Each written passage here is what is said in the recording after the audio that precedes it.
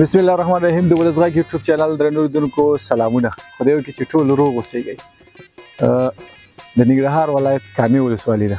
کله چې د کامې نوم راشي او خلک ذهن ته راځي چې دغه د غرونه دي، سیندونه دي او ښایسته شنه شنه باغونه دي او داسې وخت دی چې بې باغونه رسېدلي دي. دغه الوچې تاسو خپله یې ګورئ. راغلي یو کامې ولسوالۍ ته، باغونه رسېدلي، د الوچو باغ دی او تقریبا شاوخوا داسې 5-6 جریبه باغ به وي، شاوخوا همدغونه به وسي. کاریګر لګیا دي او الوچې شکوي، څوک یې راشکوي، څوک یې چلوي، څوک یې پیک کوي، څوک یې موټرو ته وړي. له موږ سره پاتې شئ، ننداره یې وکړئ.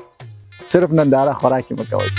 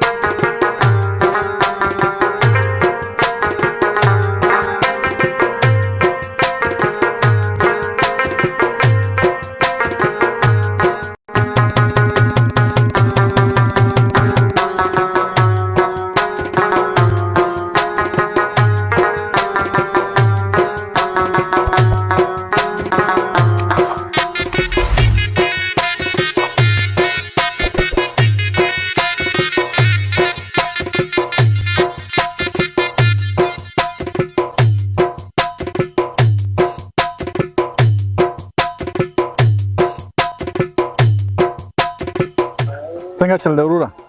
په خیر خو راښکته شوې؟ تکلیف مکلیف خو نه و؟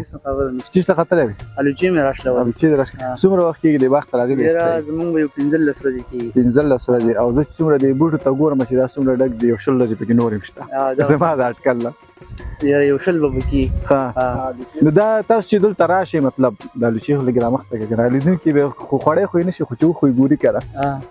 تاسو چې دلته څو نفره به کار کوئ اندازتن؟ دلته مونږ فی الحال اوس 15-14 نفر یو.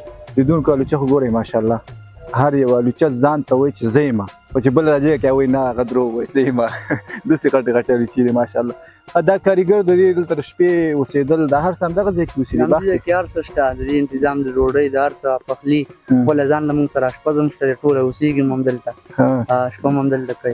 دا خبره قندارین خبره ده، 15 ورځې مو هلته خورا ساعت تېري او ملګري یاستئ ټول، د یو کوره نه یاستئ که نه؟ نه، څه د کونړ یې، څه د ترینور یې، هر ځای خلک راته. ښه کار درته غواړم. مهرباني.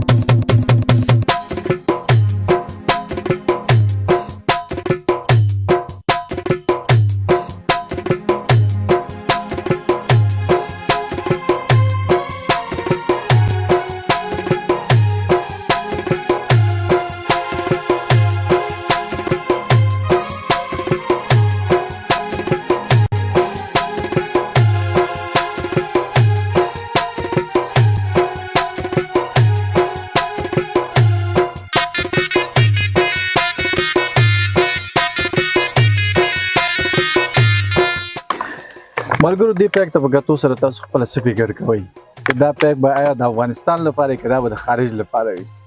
حاجي صاحب دا پیک د کوم ځای لپاره جوړ؟ دا پیک هندوستان لپاره. هندوستان لپاره یعنی موږ اوس کولی شو چې خپل هغه کوم حاصلات چې زموږ په هیواد کې دي بل هیواد ته یې ولېږو او کنه انشاءالله بس ډېر مشکل نشته او دا جوړي هم دی لپاره نورو کلونو کې هم دا سیستم و نور کلونه دا سږ کال شروع شوی دی دا قرارداد مو دوی سره وکړلو او ځکه چې د پیک د چې کله ما وکتل ما فکر نه کوم دا د افغانستان دا پیک د ځکه په دې مصرف بیا زیات او بالکل هغه نور پیک چې کوم نه دا د افغانستان کوم درته تبدیلي او دا هغه ته چې بیا تاسو د دې نه خپل ولېږئ کنه هغه د دې پسې راځي یا د دې بس موږ دې ځنه وړو خار ته خار نه کنټینر ډکی هغه ته بیا تبدیلي او څومره وخت کېږي دغه باغ ته راغلی یاست؟ دا تقریبا د دې باغ نه راغلي خو اوس خو دا خرید شوی تقریبا یو میاشت نیم مخکې زه د خصمانه کې کنه بخور کې دی خواخوا نږدې ورځو کې شروع کړی دی تاسو خو ډېر باغونه مخلی دا لومړی باغ دی چې شروع کړی شو کولو باندې شو کولو باندې الوچه دا لومړی باغ دی شفتالان هم ختم کړه په الوچو هم لاس ورې کړه الوچې لږ وروسته پخېږي او وروسته پخېږي بالکل پوره پوخ دی هم نه خو لکه دا 2-3 ورځو کې صحیح کېږي دې کې دا نور پیک چې تاسو کله کوئ دې کې کاربوهایډریټ دی دې کې ولې نشته دې کې بعد 3-4 ورځې دوام لپاره او دا ډېر ورځې دوام ورکوي چې کاربوهایډریټ کې زر ختموي یعنې تاسو دا وایئ چې تر اغېزې په دا خپله پخېږي دا په خپله پخېږي هغه ځای پورې د سره داغ وي دا هم تورېږي د ورځې تقریبا څومره موټرې دي چې تاسو سپاروئ بس یو موټر 12 ورځې دا ولې کسان کم دي دسنه کسان هم کم بس دا یو موټر کسان ته چې ګورم ماشاءالله شپږ کسان دي کسان خو ډېر دي خو لکه بس موږ د یو موټر کار کوو او دغه شی نه برابر یعنې تاسو همدومره هغې سره قرارداد کوئ چې د ورځې یو موټر نه پاس کو یو موټر د بل باغ نه پاس یو د بل نه پاس یو ټیلر باندې هغه ځای نه بس ټیلر بار شي بس روان شي ډېره مننه خیر سره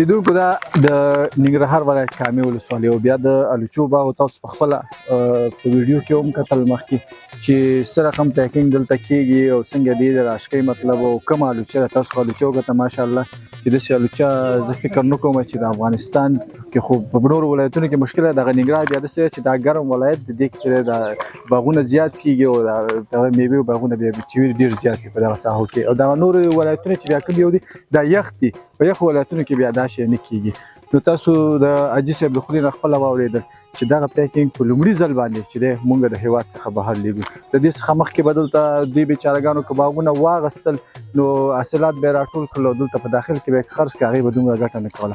خو زه اوس فکر چې کوم چې دا دومره بهترینه پیک دی جوړوي، دومره اساس جوړوي، دومره لوکس جوړوي، نو دا طبعا دوی کولی شي چې ګټه وکړي، ځکه چې هرکلین چې د یو څیز لپاره مارکیټینګ وشي او بازار موندنه وشي، نو هغه طبعا خپله ګټه کوي. خو دې کې چې خپرونه مو کتلي وي او خوند مو پرې اخیستی وي. ښې چاره.